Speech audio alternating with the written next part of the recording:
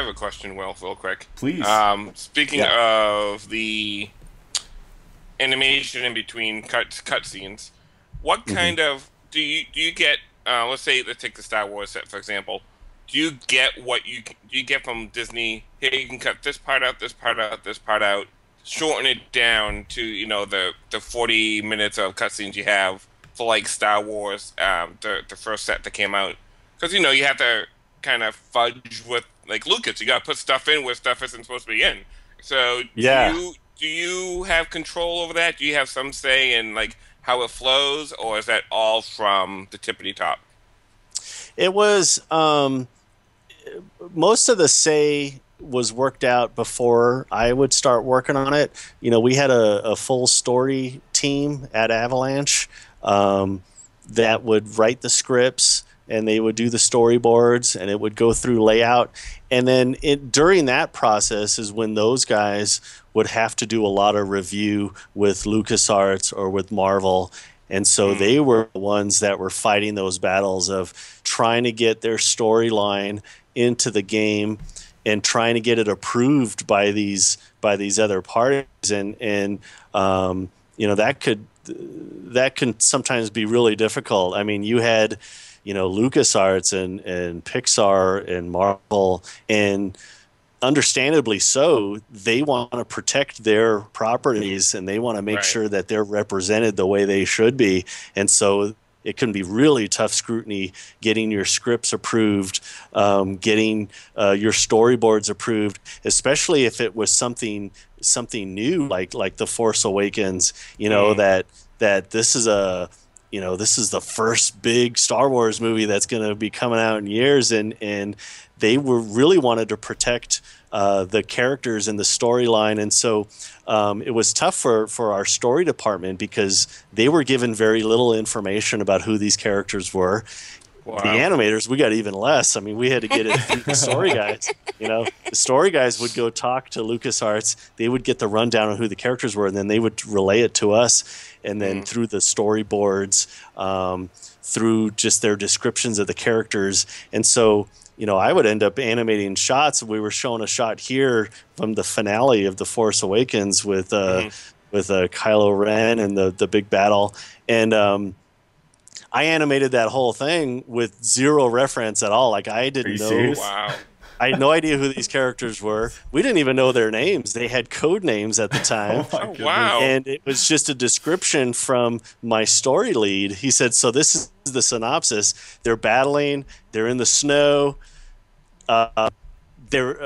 She's very this is the first time she's ever held a lightsaber, so she's not going to be very skilled with it. And this other guy, which I didn't know his name, they actually called him Grim. I just knew him as Grim was his That's code name. amazing. And it was like Grim's, it's just very angry and he's just fighting very barbaric. There's no real skill. And I was like, okay, I think I've got an idea what you're talking about.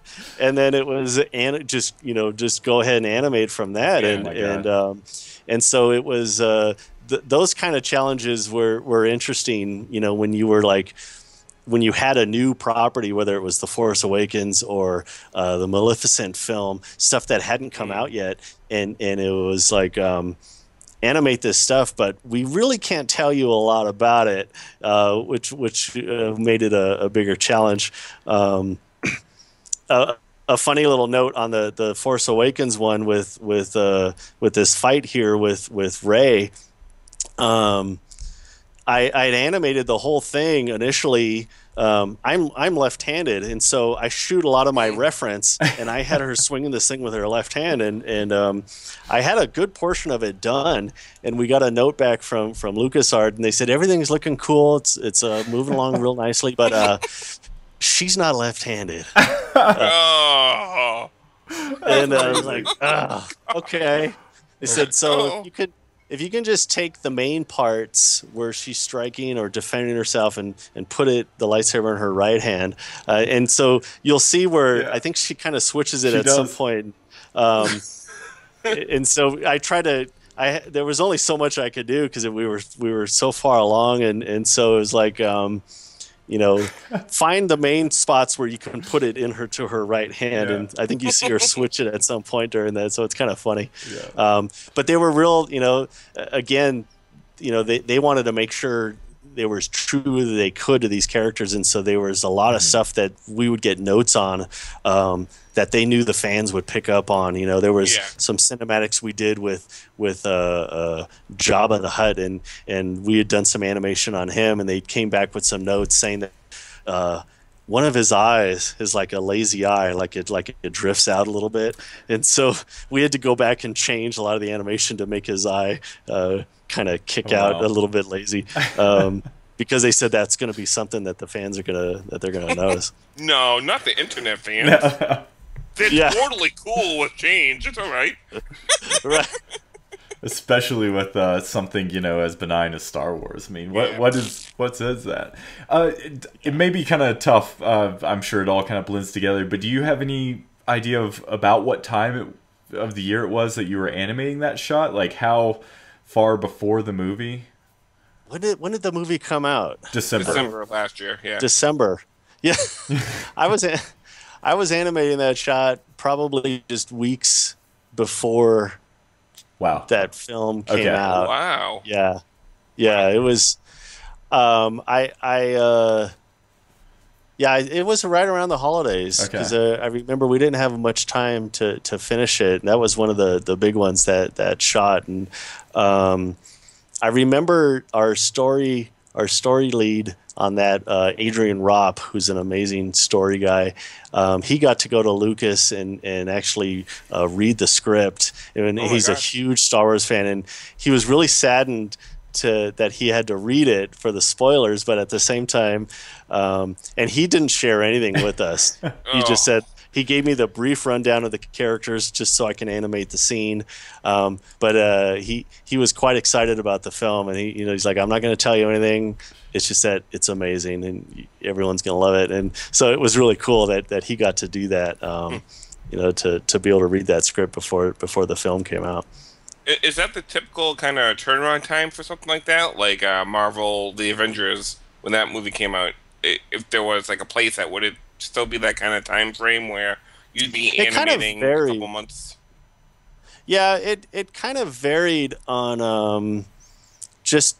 we were running into a lot of different things. I mean, you have these big movies coming out, and so you're running into the clock on that. You also have a lot of stuff with retailers and getting the game out at a certain time, and then you're up against fiscal years and quarters and when they need to make that money for that game. And so it was all over the place.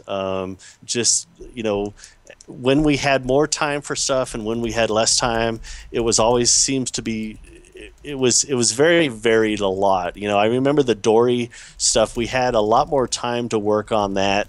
We got the final audio a lot earlier, and it kind of shows. I think the Dory cinematics are really nice. I'm proud of those. The quality we were able to get.